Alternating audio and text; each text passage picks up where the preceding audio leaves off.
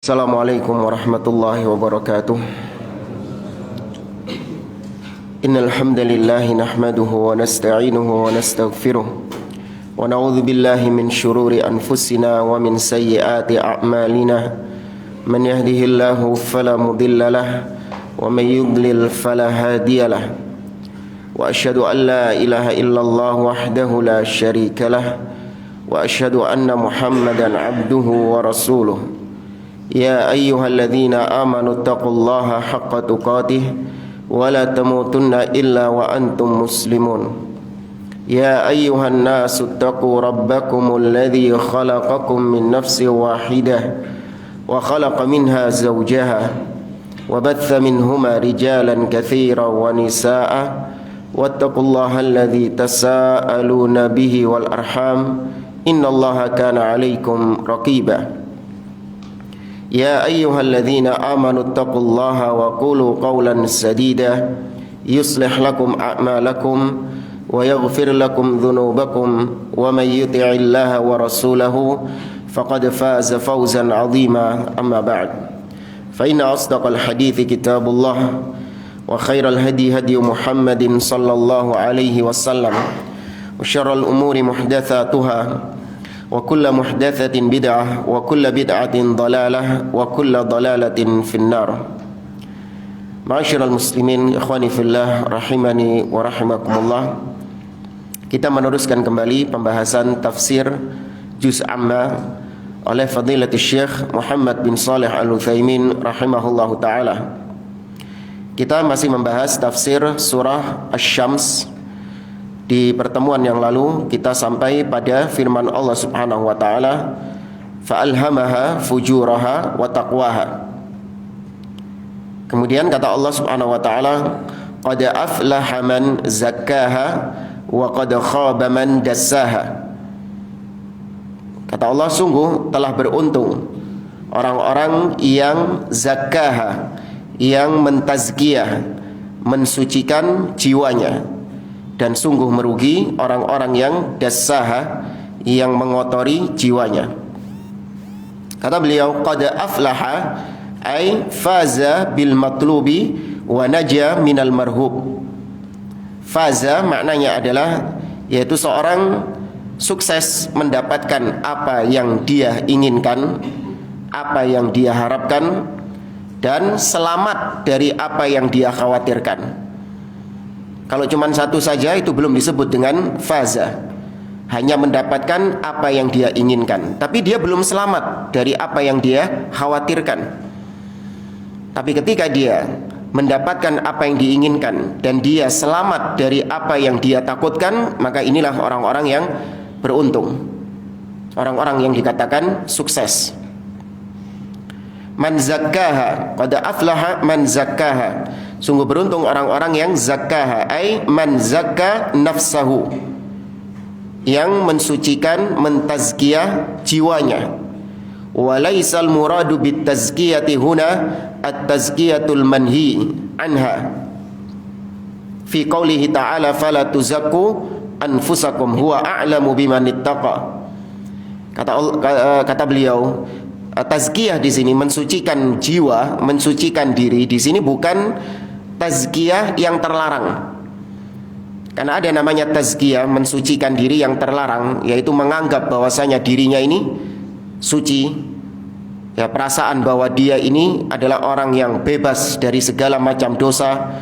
Itu tazkiyah yang dilarang. Karena Allah mengatakan dalam surah An-Najm, fala tuzakku anfusakum, jangan kalian mensucikan diri kalian, yakni jangan kalian menganggap diri kalian sudah suci. Huwa a'lamu biman ittaqa, Allah yang lebih mengetahui siapa di antara kalian yang bertakwa. Maka bukan itu yang dimaksud dalam ayat ini.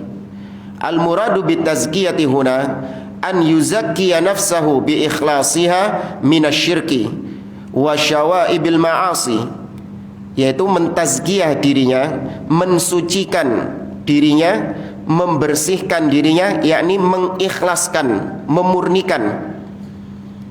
Jadi dirinya dimurnikan. Dimurnikan dari apa? Minasyirk, dari segala kesyirikan kepada Allah. Min syawaib al-ma'asi, dari segala macam noda-noda kemaksiatan. kotoran-kotoran kemaksiatan, hatta tabqa zakiyatan tahiratan naqiyatan, sampai jiwanya itu menjadi suci, menjadi bersih, ya, menjadi terbebaskan dari hal-hal demikian. Itu yang disebut dengan qad aflaha man zakkaha. Ini tazkiyah yang kita diperintahkan oleh Allah, yang kita dituntut oleh Allah untuk membersihkan diri kita. Adapun mentazkiyah diri dalam arti seperti ayat tadi, fala tuzakku anfusakum, janganlah kalian mensucikan diri kalian sendiri, maka ini tazkiyah yang terlarang. Oleh karenanya, dalam pembahasan masalah tentang al-iman, ahlu sunnah pertengahan di antara orang-orang khawarij dengan orang-orang murji'ah dalam masalah bab al-istithna fil iman, yaitu mengucapkan insya Allah dalam masalah iman. Apa hukumnya seorang muslim mengatakan ana mu'min insya Allah? Apa hukumnya? Boleh? Tidak boleh? Boleh. Cuman sekedar boleh atau wajib? Wajib.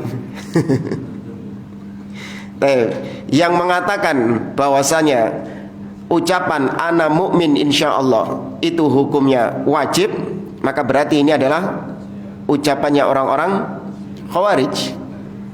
Wajib mengatakan ana mukmin insyaallah.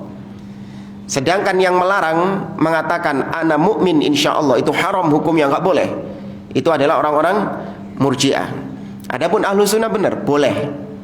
Hanya sebatas boleh saja, bukan wajib dan juga bukan pula haram. Kenapa orang-orang khawarij dan orang-orang murji'ah mereka mengharamkan, khawarij mewajibkan mengatakan ana mukmin insyaallah, sedangkan murji'ah mengharamkan mengucapkan ana mukmin insyaallah, karena mereka menganggap iman itu satu kesatuan, la yatajazza. Iman itu tidak terbilang-bilang, tidak terbagi-bagi. Ketika Anda mengatakan saya mukmin insyaallah, maka berarti menurut orang-orang murji'ah iman Anda itu berarti masih belum sempurna. Ya, iman Anda belum sempurna, padahal namanya keimanan itu satu kesatuan. Ya, namanya iman itu satu kesatuan. Nggak ada namanya iman belum sempurna, iman sempurna, itu nggak ada. Mukmin itu pasti kamilul iman, kata orang murji'ah. Meskipun dia bermaksiat, meskipun dia berbuat zina dan yang lainnya, seorang mukmin itu tetap imannya sempurna. Ka imani Abi Bakrin wa Umar, seperti keimanannya Abu Bakar dan Umar. Nah, ahlu sunnah membolehkan mengucapkan insya Allah dalam beberapa perkara-perkara berikut. Yang pertama, ahlu sunnah membolehkan mengucapkan insya Allah bin nadhari ila kamalil iman. Apabila ditinjau dari kesempurnaan iman, ya maka kita mengatakan bahwa iman kita ya insya Allah sempurna. Ya, iman kita insya Allah. Nggak boleh kita memastikan bahwa iman kita ini pasti sempurna, enggak, tapi insya Allah. Kemudian yang kedua, bin nadhari ila al-qabul. Kalau ditinjau dari diterimanya iman kita, pasti nggak keimanan kita diterima sama Allah? Tidak. Makanya ahlu sunnah mengatakan insya Allah, ana mu'min insya Allah, karena kita tidak mengetahui apakah iman kita diterima oleh Allah atau tidak. Kemudian yang ketiga, bin nadhari ilal muwafat. Ditinjau dari wafatnya seseorang, wafatnya kita. Kita tidak mengetahui apakah kita wafat di atas iman atau naudzubillah kita wafat di atas kekufuran. Maka kita mengatakan ana mukmin insyaallah, saya mukmin insyaallah. Bin nadhari ilal muwafat, ketika ditinjau dari wafatnya seseorang. Kemudian yang keempat, ahlu sunnah membolehkan mengucapkan insyaallah itu untuk menghindarkan diri dari tazkiyatun nafs. Ya, untuk menghindarkan diri dari merasa suci, sok suci. Maka ahlu sunnah membolehkan mengucapkan ana mu'min insyaallah. Tapi kalau bin nadhari ila aslil iman, kalau ditinjau dari asal keimanan seseorang, maka tidak mengucapkan insyaallah. Ya, dari asal keimanan. Artinya seorang itu pasti memiliki pondasi iman. pasti memiliki asal keimanan, punya pokok-pokok keimanan dalam dirinya. Maka ketika itu dia harus menegaskan, ana mukmin, saya adalah seorang mukmin. Atau lebih sederhananya, mukmin Anda mengimani berbagai macam perkara-perkara keimanan di dalam agama ini. Anda mengimani Allah itu adalah Rabb pencipta, Allah adalah satu-satunya sesembahan, Allah memiliki nama-nama dan sifat-sifat. Antum mengimani adanya surga dan neraka. Atau ini saja diambilin. Antum mengimani adanya surga dan neraka, adanya hari akhir. Keimanan antum terhadap hari akhir itu pasti atau insya Allah pasti. Itu keimanan yang pasti. Maka ketika Anda mengatakan ana mukmin insya Allah, itu tidak boleh ketika Anda dalam perkara-perkara yang merupakan aslul iman, pokok-pokok keimanan. Karena itu menunjukkan Anda syak, menunjukkan Anda mudzabdzab, ragu-ragu. Nah, dan maka tazkiyah yang dimaksud di sini adalah yang membersihkan dirinya dari kesyirikan kepada Allah Subhanahu wa taala dan kemaksiatan. Waqad khaba man dassaha, sungguh merugi orang-orang yang mengotorinya, mengotori jiwa.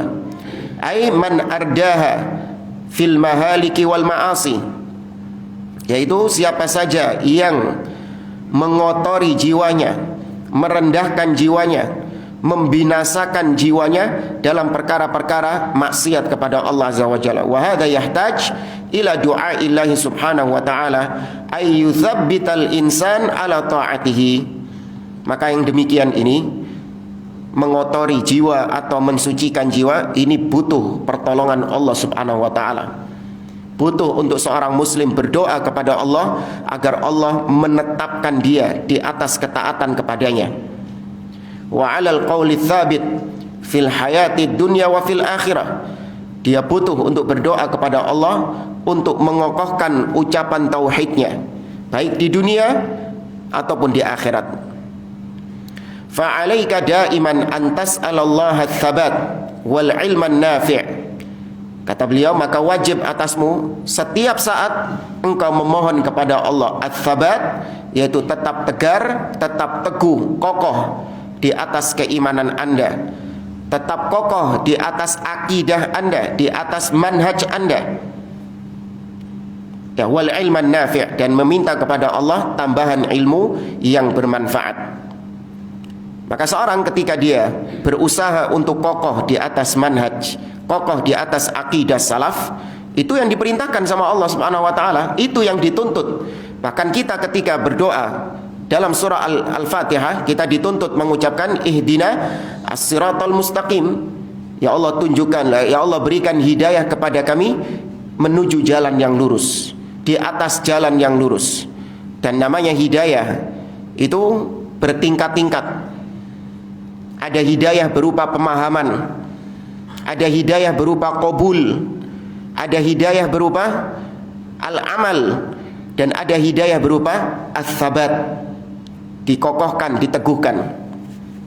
Nah, kalau kita sederhanakan, namanya hidayah sering kita sampaikan terbagi menjadi dua. Ada hidayah al-irsyad dan ada hidayah at-taufiq. Nah, hidayah irsyad adalah berupa ilmu, berupa petunjuk-petunjuk. Sedangkan ketika orang mendapatkan ilmu, mendapatkan arahan-arahan, mendapatkan petunjuk-petunjuk, maka dia membutuhkan hidayah taufik. Nah, hidayah taufik ini ada 4 tingkatannya tadi. Yaitu yang pertama al-fahm. Dia diberi taufik oleh Allah memahami ilmu yang disampaikan. Karena tidak semua orang yang mendengar ilmu, yang telah sampai kepadanya ilmu, dia paham dengan ilmu tersebut. Dalam suatu majelis pengajian misalnya, disampaikan tentang suatu permasalahan ilmu, disampaikan ilmu, disampaikan hidayah. Apakah semua orang paham dengan apa yang disampaikan? Belum tentu. Ya, dan ustadznya nggak bisa memaksa jamaahnya untuk paham, nggak bisa. Karena paham ini dapat dari siapa? Taufik dari Allah Subhanahu wa taala. Kemudian setelah dia mendapatkan hidayah berupa pemahaman, maka yang kedua adalah dia mendapatkan hidayah berupa al-qabul, menerima. Setelah paham, dia menerimanya sebagai sebuah kebenaran. Ya, karena ada orang yang disampaikan paham dengan apa yang disampaikan, tapi ternyata menolak, tidak menerima kebenaran tersebut. Nah, ini dia belum mendapatkan hidayah taufik jenis kedua ini. Kemudian yang ketiga adalah al-amal. Setelah dia paham, kemudian dia menerimanya, dan yang ketiga mengamalkan. Karena ada orang yang sudah paham, sudah menerima sebagai sebuah kebenaran, cuman mau mengamalkan ini angel, mau mengamalkan ini susah. Maka itu butuh taufik lagi dari Allah Subhanahu wa taala. Minta taufik lagi kepada Allah untuk bisa mengamalkannya, dimudahkan dalam mengamalkannya. Nah, yang keempat ini adalah ats-tsabat. Setelah dia paham, menerima, mengamalkan, diuji sama Allah Subhanahu wa taala dengan ujian-ujian. Apakah dia tetap tegar, tetap kokoh di atasnya, atau dia yatazazza, atau dia tergoncang keimanannya. Makanya ketika kita mengatakan ihdinas siratal mustaqim, sebagian orang mencibir tuh orang-orang yang sholat itu, mereka itu orang-orang yang tersesat. Loh, kenapa? Iya, lihat, ketika sholat mereka minta hidayah, berarti tatkala mereka sholat, mereka dalam kondisi yang dhal, dalam kondisi yang tersesat. Ya, makanya mereka minta hidayah. Hidayah apalagi kalau memang mereka sudah mendapatkan hidayah, berarti mereka dalam kondisi yang tersesat. Maka kalau sudah mendapatkan hidayah, berarti nggak perlu, hati-hati itu. Berarti nggak perlu sholat karena sudah dapat hidayah. Nggak perlu ihdinas siratal mustaqim. Nah, ini keliru karena dia nggak paham namanya hidayah tadi bertingkat-tingkat. Seorang sudah mendapatkan hidayah, butuh hidayah lagi nggak? Tetap butuh hidayah lagi, ya, yaitu hidayah ats-tsabat, minta diteguhkan, ditegarkan di atas al-iman, ya, dan menghindarkan diri dari segala macam hal-hal yang bisa membuat kita menyimpang. Tidak duduk bermajelis dengan ahli bidah, itu termasuk bentuk penjagaan kita terhadap hidayah. Namun naudzubillah, sebagian orang mencibir tatkala seorang berusaha untuk tetap tegar, tetap kokoh di atas manhaj salaf, dicibir. Kokohiyun sebagian orang, sok kokoh, sok tegar di atas manhaj salaf, nggak mau menerima yang selain dari manhaj salaf. Iya, ya mending kokohiyun daripada kalian lembeiyun, melempemiun. Ya, itu dicibir, cibiran muncul dari orang-orang demikian.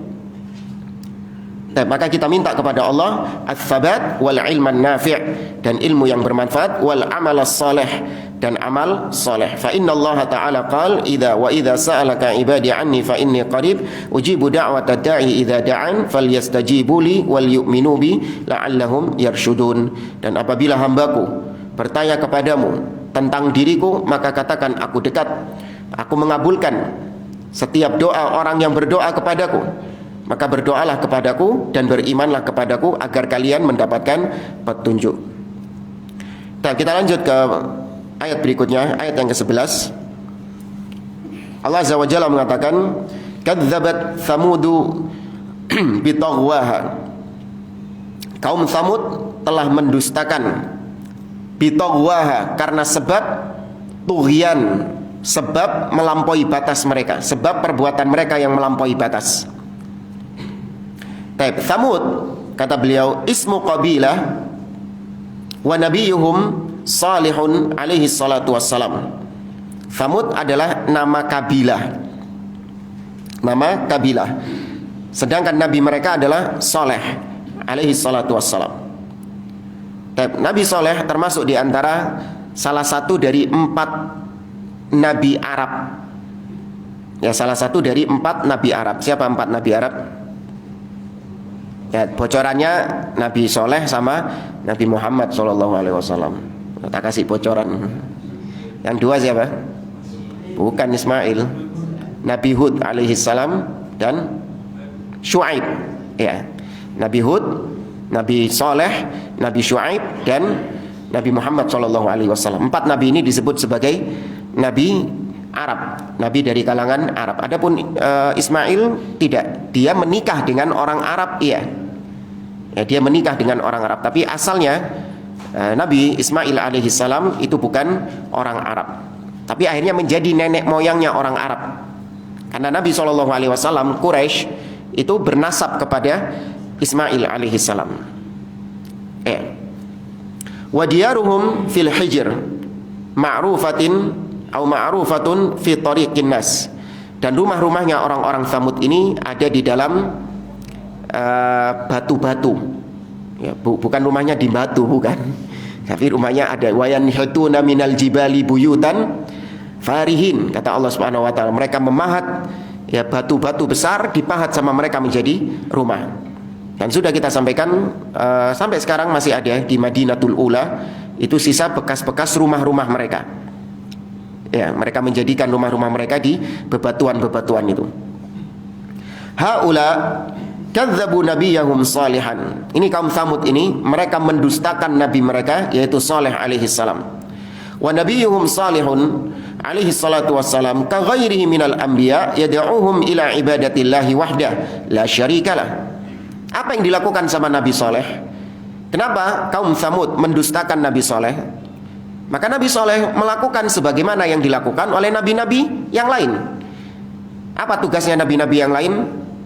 Mengajak manusia untuk beribadah kepada Allah Azza wa Jalla dan memperingatkan mereka dari kesyirikan kepada Allah Subhanahu wa taala. Ya, semua dakwahnya para nabi adalah at-tauhid. Kama qala Allah taala, seperti firman Allah Azza wa Jalla dalam surah Al-Anbiya ayat 25, Allah mengatakan wa ma arsalna min qablika min rasulin illa nuhi ilaihi annahu la ilaha illa ana fa'budun.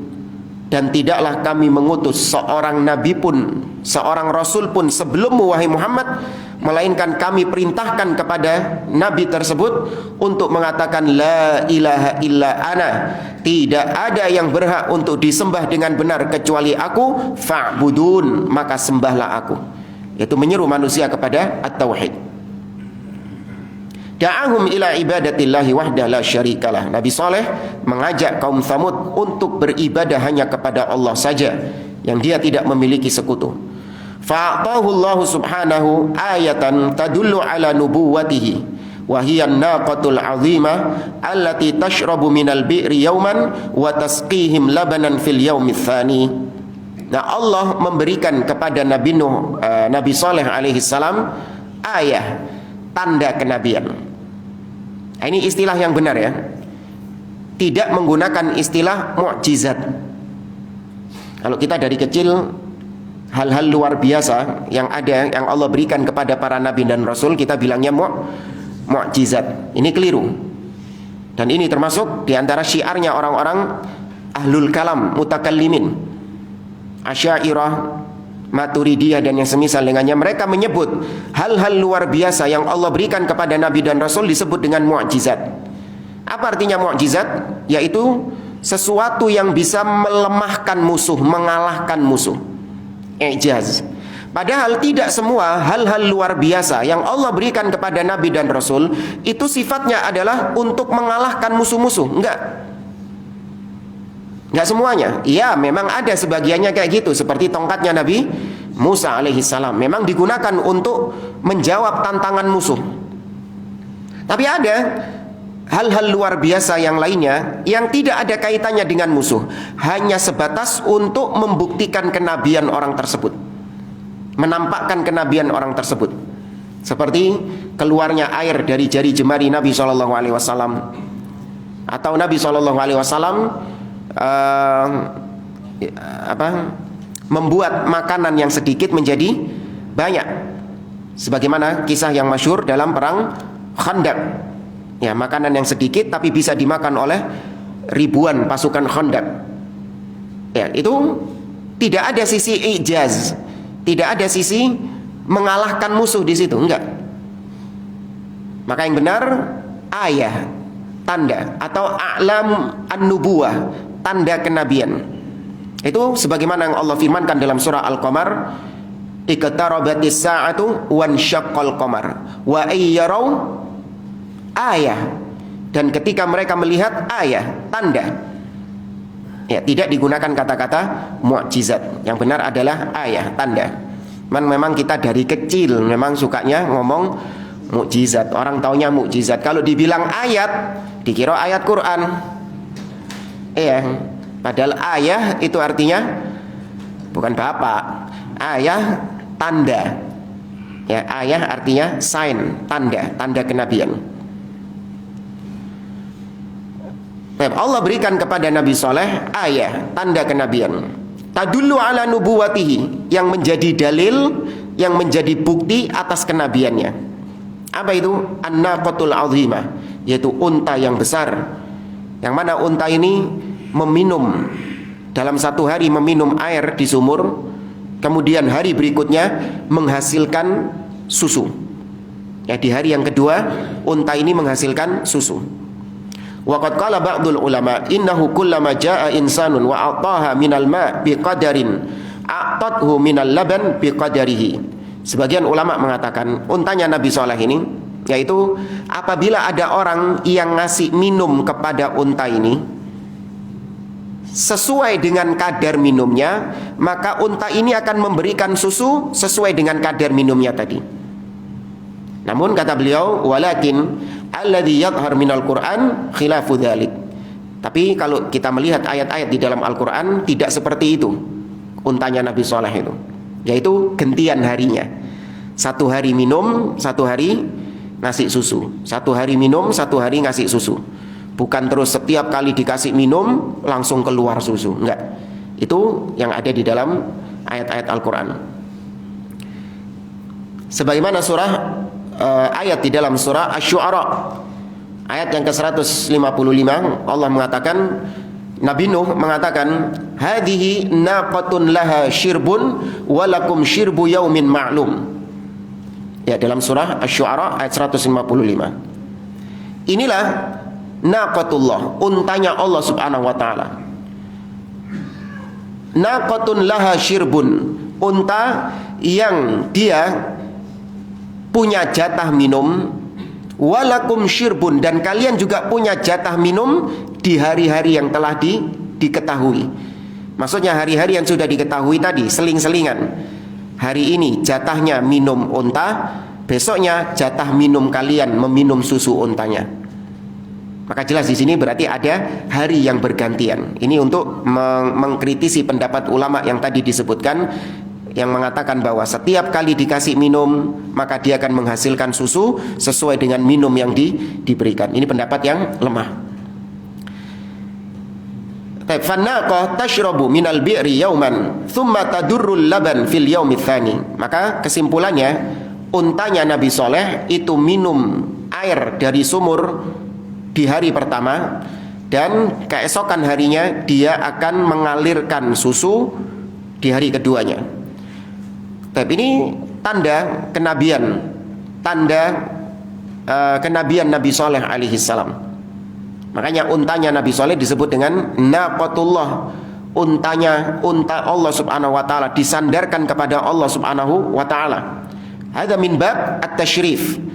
Ini idhofah min bab at-tasyrif, penyandaran kepada Allah untuk memuliakan yang disandarkan itu. Rasulullah, utusan Allah, utusannya Allah, untuk memuliakan.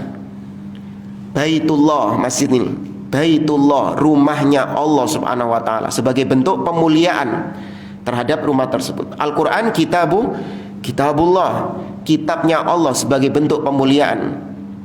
Ya. Kalau kalamullah, kalau kalamullah, apakah berarti kalamnya Allah ini adalah makhluk yang Allah ciptakan kemudian disandarkan kepada Allah sebagai bentuk pemuliaan? Ini syubhatnya ahlil bid'ah. Ya, Allah mengatakan dalam surah At-Taubah, wa in ahadum minal musyrikin astajaraka fa'ajirhu hatta yasma'a kalamullah, sampai mereka mendengar kalamullah. Tuh, kalam disandarkan kepada Allah.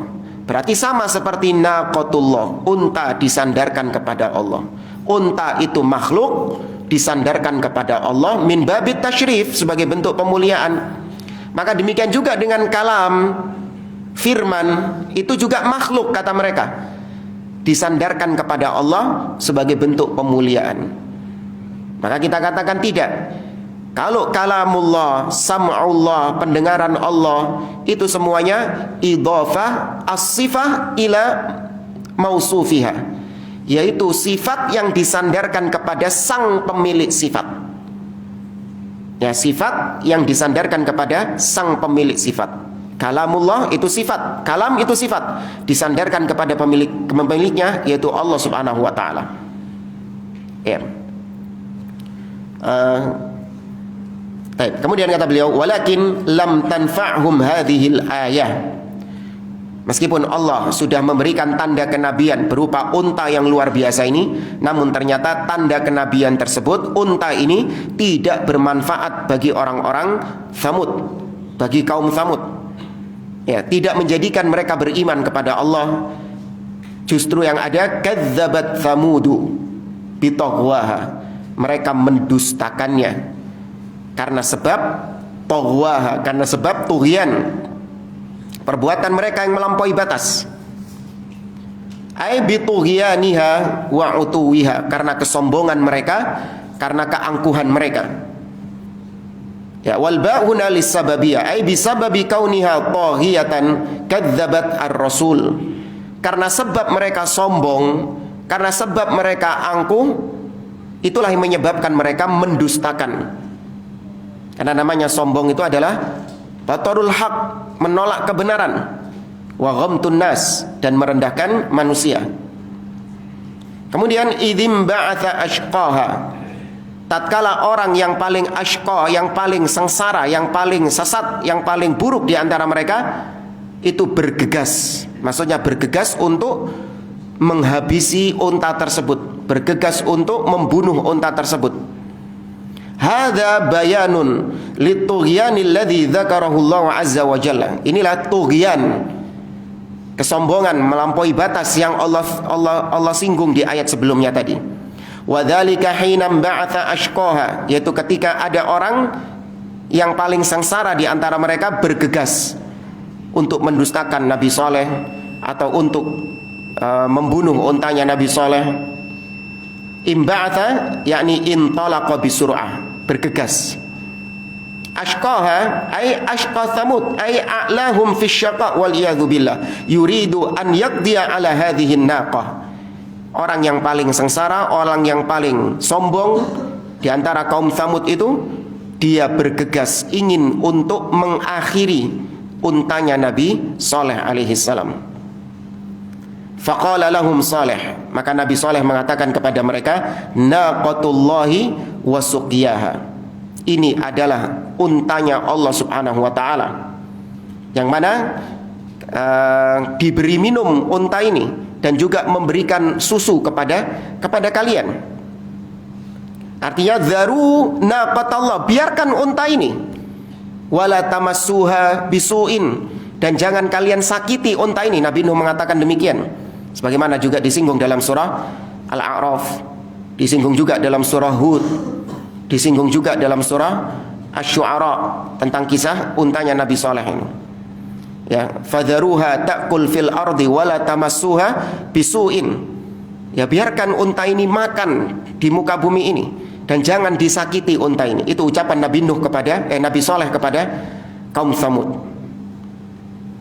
Fadharuha ta'kul fil ardi, yakni utrukun naqah la taqtuluha wa la tata'arradu laha bisuin walakin kanatin natijatu bil aks. Nabi Nuh mengatakan, biarkan sudah unta ini makan di muka bumi ini, jangan kalian ganggu, bahkan jangan kalian bunuh. Namun ternyata hasilnya, realitanya kebalikan dari itu. Fakadzabuhu fa'aqaruha, mereka mendustakan Nabi Saleh, dan fa'aqaruha, menyembelih, membunuh unta tersebut. Kadzabu Salihan wa qalu innaka lasta bi rasul. Mereka mengatakan, wahai Saleh, kau bukanlah seorang rasul. Didustakan Nabi Saleh. Wa hakadza kullur rusul alladzina ursilu ila aqwamihim yasimuhum aqwamuhum bil aib. Nah, ini kebiasaan apa yang diterima sama semua nabi dan rasul yang Allah utus kepada kaumnya. Setiap nabi dan rasul yang diutus kepada kaumnya, pasti itu sudah menjadi sunnatullah. Sudah menjadi sunnatullah, ketetapan yang Allah tetapkan kepada semua nabi dan rasul. Setiap nabi yang diutus kepada kaumnya pasti dijuluki dengan julukan-julukan yang buruk. pasti dituduh dengan tuduhan-tuduhan yang buruk, diberikan lakop-lakop yang jelek. Itu sudah menjadi sunnatullah. Sebagaimana yang Allah singgung dalam surah Adz-Dzariyat ayat 52, kadzalika ma atal ladzina min qablihim mir rasulin illa qalu sahirun aw majnun. Maka demikianlah, tidaklah datang seorang rasul sebelummu wahai Muhammad, melainkan pasti kaum rasul ini akan mengatakan kepadanya sahir, tukang sihir, atau kadzab, atau pendusta. Ya, pasti dikatakan demikian. Kullur rusul qila lahum hadza sahir au majnun. Semua nabi dikatakan penyihir, dikatakan orang gila. Kama qila lir rasul sallallahu alaihi wasallam, sebagaimana dikatakan kepada Nabi sallallahu alaihi wasallam, innahu sahir, bahwa nabi itu adalah penyihir, kadzab, pendusta, majnun, orang yang gila, syair, tukang syair, kahin, dukun. Ya, walakin al-qabusu allati yulaqibuha al-a'da li awliyaillahi la tadurruhum bal yazdaduna bidzalika rif'atan 'indallahi subhanahu wa ta'ala wa idza ihtasabul ajr uthibu ala dzalik. Namun julukan-julukan tersebut sama sekali tidak berdampak kepada para nabi dan rasul, sama sekali tidak membahayakan mereka, tidak merugikan mereka, justru semakin meninggikan nama mereka di sisi Allah subhanahu wa ta'ala. Ketika mereka bersabar dengan julukan-julukan yang jelek ini, Allah berikan pahala kepada mereka. Nah, disebabkan karena ini sunnatullah para nabi dan rasul, maka setiap orang yang berpegang dengan hal ini, maka mendapatkan apa yang didapatkan oleh para nabi dan rasul, mendapatkan julukan-julukan yang buruk. Ahlus sunnah ketika berpegang dengan akidahnya nabi dan rasul dijuluki dengan julukan-julukan yang buruk. Dalam asma wa sifat, Ahlus sunnah dijuluki oleh ahli bid'ah dengan mujassimah, orang-orang yang menyerupakan Allah dengan makhluk karena menetapkan nama dan sifat Allah apa adanya, dan itu akidahnya nabi. Ketika dalam masalah bagaimana Ahlus sunnah senantiasa mendengar dan taat kepada penguasa, dan itu akidah yang didengungkan oleh Nabi SAW. Alal mar'il muslim as-sam'u wa ta'a fima ahabba wa kariha. Wajib bagi setiap muslim untuk mendengar dan taat kepada pemimpin, baik perkara yang dia sukai ataupun perkara yang tidak dia sukai, illa idza umiru bima'siyah, kecuali apabila diperintahkan untuk bermaksiat kepada Allah. Dijuluki apa sama mereka? Penjilat. Ya, dijuluki penjilat penguasa, antek-antek penguasa, antek-antek rezim, dan seterusnya. Ya, akidah apapun yang dipegang oleh Ahlus sunnah yang merupakan itu akidah warisan para nabi dan rasul, itu senantiasa mendapatkan julukan-julukan yang buruk. Seorang sunni, seorang Ahlus sunnah yang berpegang di atas manhaj salaf, hanya mengambil ilmu dari orang-orang yang diketahui manhajnya lurus, tidak mau mengambil ilmu dari orang-orang yang bengkok manhajnya, yang menyimpang dari manhaj salaf, dituduh dengan tuduhan-tuduhan hizbiyah, dianggap sebagai orang yang hizbi, orang yang fanatik terhadap ustadz-ustadz tertentu. Nah, itu sudah kebiasaan. Apa yang didapati oleh para nabi dan rasul, itu juga yang menimpa orang-orang yang mengikuti para nabi dan rasul, meskipun tidak separah mereka. Ya, meskipun ujiannya tidak separah para nabi dan rasul, karena memang tingkat keimanan kita berbeda dengan keimanan para nabi dan rasul. Tapi harus siap dengan hal ini. Ya, harus siap, jangan lemah, jangan cengeng, jangan merasa tersakiti, jangan merasa atau sampai kemudian melepaskan al-haq ini karena tidak kuat dengan lakop-lakop julukan-julukan yang buruk ini, tidak. Ya. Maka itu tidak membahayakan mereka sama sekali. Fa yaqulu azza wa jalla fa'aqaruha. Maka kata Allah, kaum Tsamud menyembelih unta-unta tersebut, atau menyembelih unta tersebut. Ai aqarun naqata aqran hasala bihil halak, yaitu dibunuh. Ya, dibunuh unta tersebut. Fadamdama alaihim rabbuhum bidzambihim.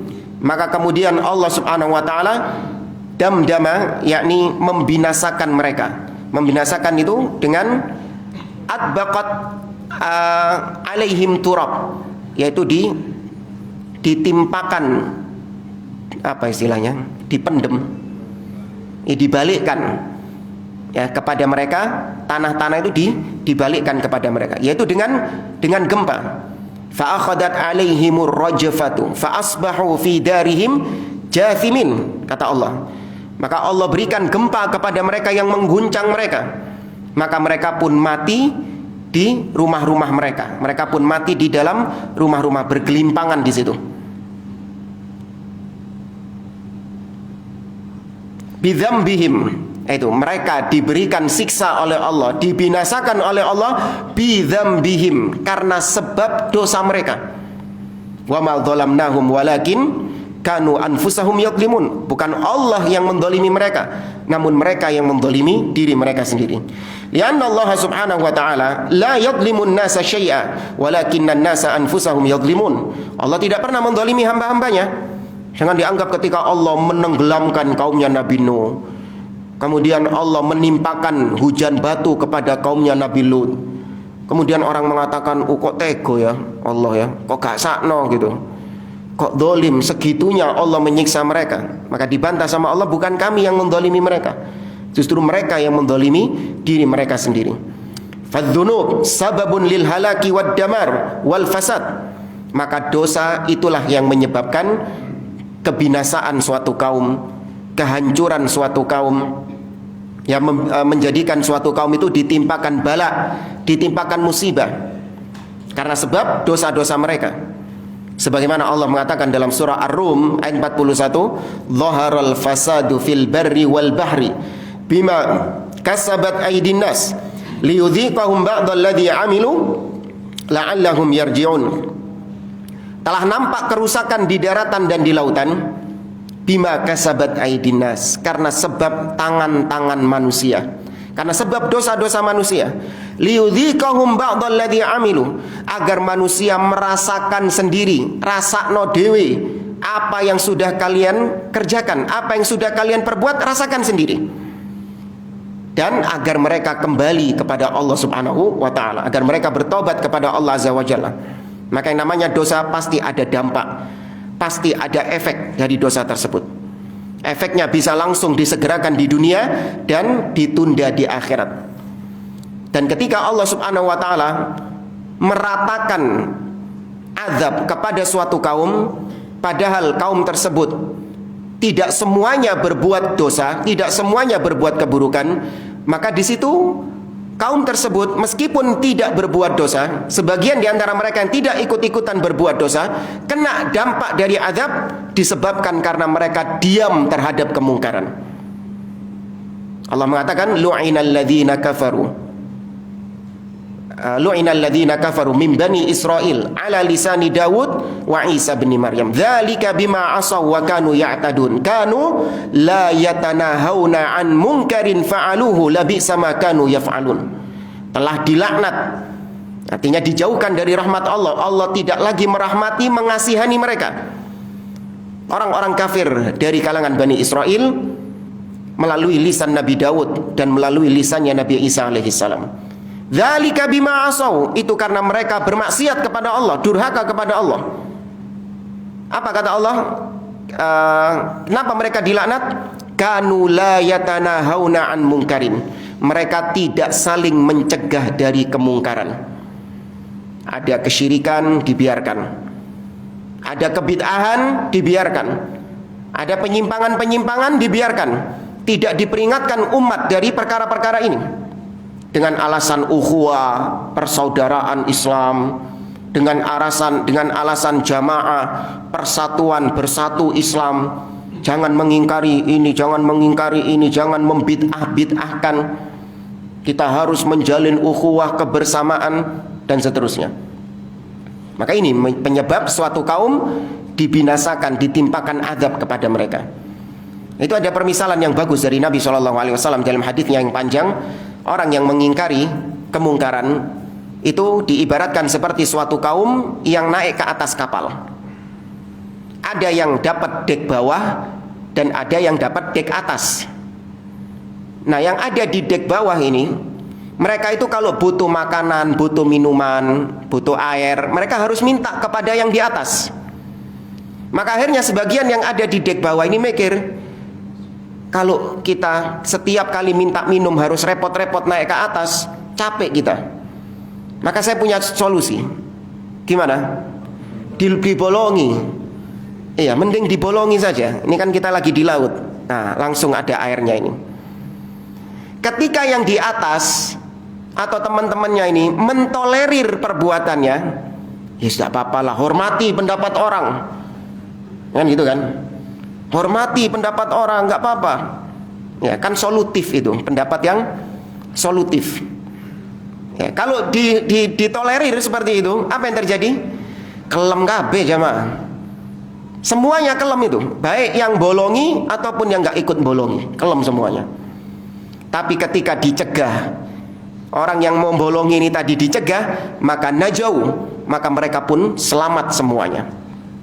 Itu permisalan yang sangat bagus sekali yang digambarkan oleh Nabi SAW tentang pentingnya ingkarul mungkar, mengingkari kemungkaran. Dan mungkar yang paling mungkar adalah asyirku billah, syirik kepada Allah Subhanahu wa taala. Tapi kita singkat, yang terakhir kata Allah, fasawwaha, kemudian Allah fasawwaha, yaitu meratakan mereka, artinya meratakan azab kepada kaum Tsamud semuanya. Dan yang terakhir, wala yakhafu uqbaha, dan Allah tidak takut dengan dampak daripada hal tersebut. Yakni Allah ketika mengadab suatu kaum, jangan dikira Allah itu mengkhawatirkan dampaknya. Wah, kalau ini kaum diadab, nanti mereka dampaknya begini. Nanti bagaimana kalau dampaknya begini, begini, dan begini. Beda sama kita. Kalau kita menghukum seseorang, itu pasti kita mengkhawatirkan dampak daripada hukuman tersebut. Ya, kalau saya nanti masalah rumah tangga saja lah misalnya. Kalau saya menghukum istri saya, yaitu istri tidak atau istri tidak saya gauli, atau istri saya pisahkan ranjangnya dengan saya, itu kita mengkhawatirkan dampak dari hukuman tersebut. Nanti saya sendiri yang repot ini. Nanti saya sendiri yang repot ini. Karena cuman punya satu gitu. Kalau iya cuman punya satu gitu. Kalau punya dua gitu ya masih bisa lah. Kalau punya satu ini repot ini. Masih memikirkan dampaknya. Demikian juga mungkin seorang hakim yang memutuskan hukuman kepada terdakwa. Setelah diputuskan bahwasanya dia divonis mati, misalnya, hakimnya itu mikir jangan. Ya ada ancaman, takut dengan ancaman-ancaman, ya intervensi atau ancaman-ancaman teror-teror dari pendukung-pendukung yang terdakwa ini, atau minimal dia takut dengan dampaknya. Waduh, ojo-ojo salah gimana? Sakno nanti dihukum mati, anaknya gimana? Nanti akhirnya jadi yatim, istrinya nanti menjadi janda. Kemudian nanti ada hal-hal yang dikhawatirkan, ditakutkan sama dia. Tapi kalau Allah ketika menghukum seseorang, menghukum suatu kaum, tidak ada yang ditakutkan, dikhawatirkan sama Allah Subhanahu wa taala. Karena dia adalah Al-Malik, karena dia adalah raja. Tidak ada yang ditakutkan oleh Allah Subhanahu wa taala. Baik, dengan ini selesai sudah pembahasan tafsir surah Asy-Syams. Insyaallah di pertemuan berikutnya kita masuk tafsir surah Al-Lail. Wallahu a'lam bissawab. Aqulu qouli hadza wa sallallahu ala nabiyyina Muhammad wa ala alihi wa sahbihi ajma'in wa akhiru da'wana anil hamdulillahi rabbil alamin. Wassalamualaikum warahmatullahi wabarakatuh.